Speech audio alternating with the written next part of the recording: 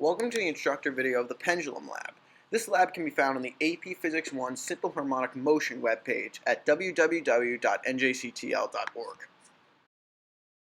Let's begin by going through the derivation. From dynamics, we have found that the accelerating force of the pendulum is negative mg sine theta.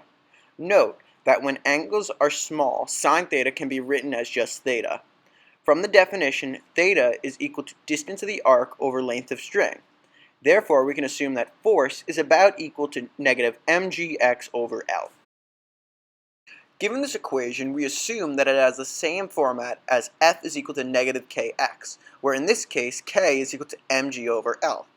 That said, we learned that the period is equal to 2 pi square root of m over k. That said, we can substitute k and get the equation for period is equal to 2 pi square root of L over g.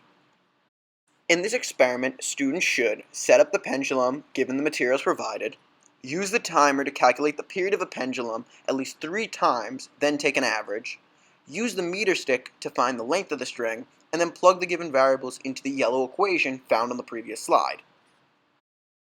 Please enjoy this simulation of a pendulum being swung.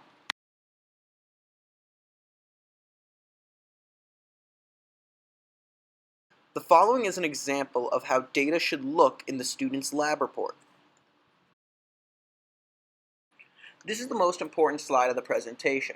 Please use this slide as a grading rubric for the students' lab reports. After the reports are graded, review this slide with the students.